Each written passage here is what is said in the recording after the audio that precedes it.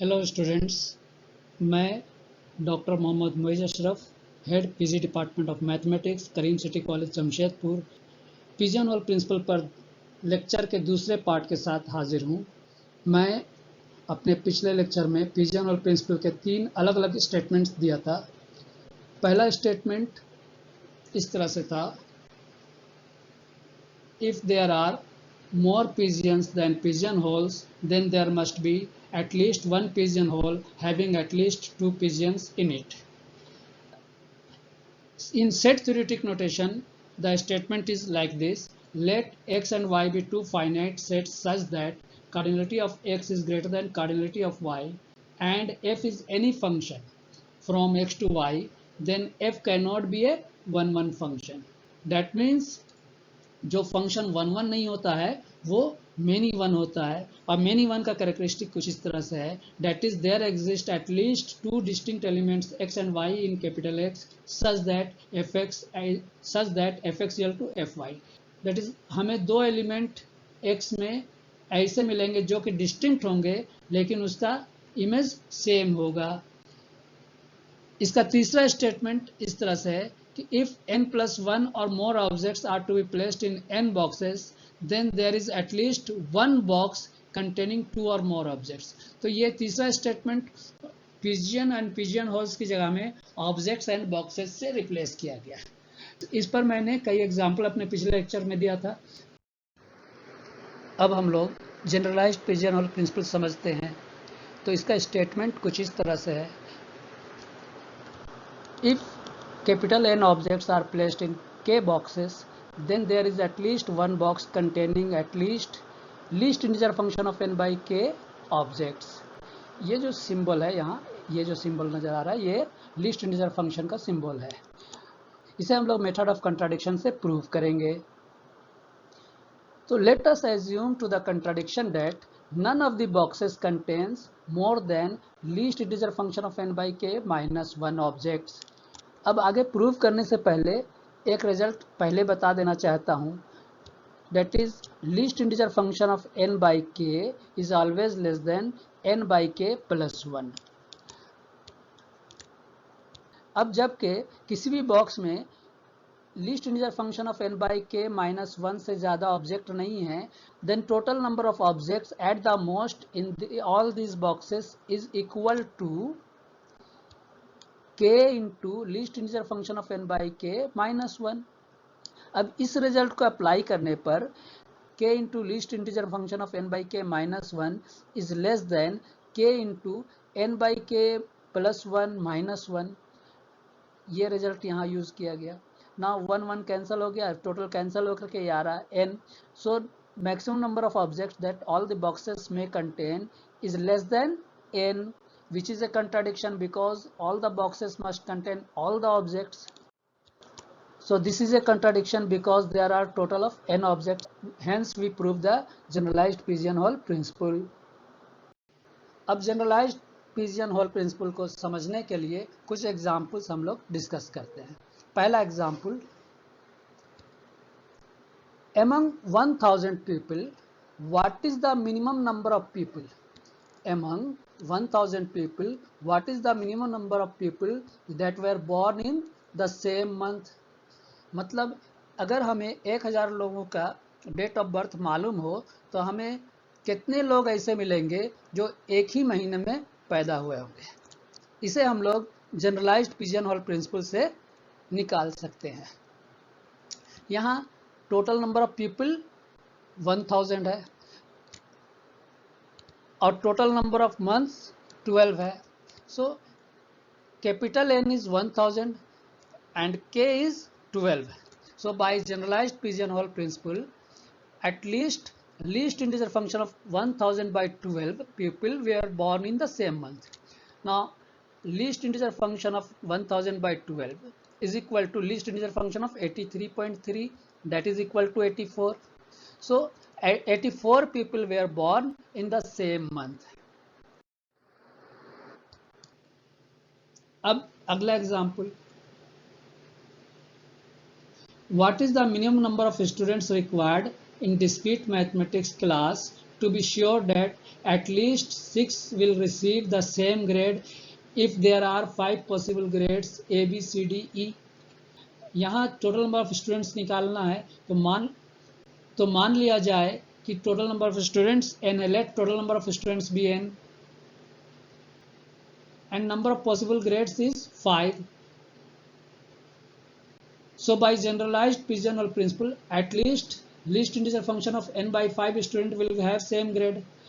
हमें ये वैल्यू 6 चाहिए, that is least integer function of n by 5 it must be equal to 6, and this is possible when n is more than 25, because n अगर 25 लेंगे तो इसका value 5 आएगा.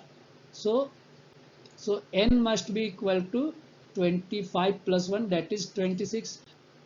So a minimum of 26 students is required. अब अगला example. Show that among any n plus 1 positive integers not exceeding 2n, there must be an integer that divides one of the other integer. अगर हमें n plus 1 positive integers दिया गया है जो कि 2n से ज़्यादा नहीं है, तब उनमें एक इंटीजर ऐसा होगा जो किसी दूसरे इंटीजर को डिवाइड करेगा. इसे भी हम लोग जनरलाइज्ड पिजनहोल प्रिंसिपल से प्रूव करेंगे. Let n plus 1 integers be a1, a2, a3 up to n plus 1. Each of these n plus 1 integers can be written as a power of 2 times an odd integer, that is ai is equal to 2 to the power ki into qi for I is equal to 1, 2, 3 up to n plus 1. मतलब ये कि यहाँ जो a1, a2, यहाँ जो a1, a2, a3, a plus 1 ये सब integers है, इन सब को हम लोग इस फॉर्म में लिखेंगे कि a1 is equal to 2 to the power k1 into q1, a2 is equal to 2 to the power k2 into q2 and so on. n plus 1 is equal to 2 to the power kn plus 1 qn plus 1. For example अगर कोई integer 144 है तो हम लोग उसे लिख सकते हैं 2 to the power 4 into 9, और अगर कोई इंटीजर 35 है तो हम लोग लिख सकते हैं 2 to the power 0 into 35. Obviously q1, q2 up to qn plus 1 are n plus 1 positive odd integers and all of them are less than 2n. यहाँ जो हम लोग q1, q2, q3 up to qn plus 1 निकाल रहे हैं, ये सारे n plus 1 positive odd integers हैं और सारे के सारे 2n से छोटे हैं. लेकिन 2n से छोटा पॉजिटिव ऑड इंटीजर्स अगर निकाला जाए तो टोटल हमें n different positive odd integers मिलेंगे. तो हमारे पास 2n से छोटा positive odd integers n plus 1 है, जबकि होना चाहिए n. So by Pigeonhole principle, at least 2 of integers q1, q2 up to qn plus 1 must be equal. So इनमें से कम 2 इंटीजर्स इक्वल होंगे. That is there exist 2 integers I and j such that qi is equal to qj. इनमें से कोई दो बराबर है, उन बराबर नंबर्स को हम ले लेते हैं qi and qj. Let us denote qi and qj by q. जो दो बराबर आ रहे हैं उन दोनों को हम q से डिनोट करें, तो इसका मतलब ai will be 2 to the power ki into q. qi की जगह में q लिख देंगे और aj is equal to 2 to the power kj into q. तो अब ऐसा लिखने पर हमें दो केस मिलते हैं. अगर ki लेस देन kj है देन ai डिवाइड्स aj. आप देख सकते हो कि q कैंसिल हो जाएगा, 2 to the power ki 2 to the power kj को डिवाइड कर देगा. इसी तरह से if ki is greater than kj then aj divides ai and hence the result. अब एक और example. During a month with 30 days, a volleyball team plays at least one game a day, but not more than 45 games in whole month. Show that there must be a period of some consecutive days during which the team must play exactly 14 games. हमें दिखाना है कि there must be a duration of consecutive days जिस बीच में exactly 14 games खेला गया हो. इसे हम लोग पिजनहोल प्रिंसिपल से प्रूव कर सकते हैं.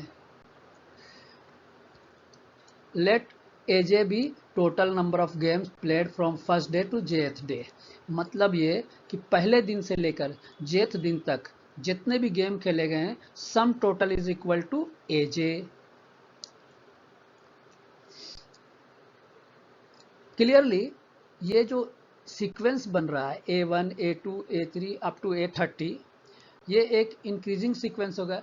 That is A1, A2, A3 up to A30 is an increasing sequence of positive integers with condition that 1 is less than equal to AJ is less than equal to 45, क्योंकि maximum 30th day तक में total 45 games ही हो सकते हैं। और ये हर दिन बढ़ता चला जाएगा, क्योंकि कम से कम हर दिन एक मैच खेला जा रहा है। अगर फर्स्ट डे एक गेम हुआ तो A1 1 होगा, और सेकंड डे भी एक गेम हुआ तो A2 2 होगा, 1 फर्स्ट डे का और 1 सेकंड डे का। इस तरह से एक इंक्रीजिंग सीक्वेंस हमें मिलेगा। अब हम एक और सीक्वेंस बनाते हैं जिसमें कि पिछले सीक्वेंस के हर टर्म में 14 ऐड कर देंगे, A1 plus 14, A2 plus 14 up to A30 plus 14। तो क्लियरली ये भी एक increasing sequence of distinct positive integers होगा, क्योंकि ये A1, A2, A30 एक increasing sequence of distinct positive integers था। तो A1 plus 14, A2 plus 14, A30 plus 14, ये भी एक increasing sequence of distinct positive integers होगा। और यहाँ इस जो यहाँ पर जो इनइक्वलिटी है 1 less than equal to AJ less than equal to 45, अगर सब में हम 14 जोड़ दें तो ये हो जाएगा condition 15 less than AJ plus 14 less than 59। अब इन दोनों सीक्वेंस को मिला देते हैं तो हमें सीक्वेंस में कितना टर्म मिल जाएगा, A1 A2 up to A30, then A1 plus 14, A2 plus 14 up to A30 plus 14. So there are 60 positive integers which are all less than equal to 59.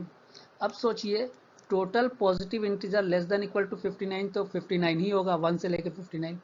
तो यहाँ पर उससे ज़्यादा यहाँ इन पॉजिटिव इंटीजर्स मिल रहा है। So by pigeonhole principle at least 2 of them are equal.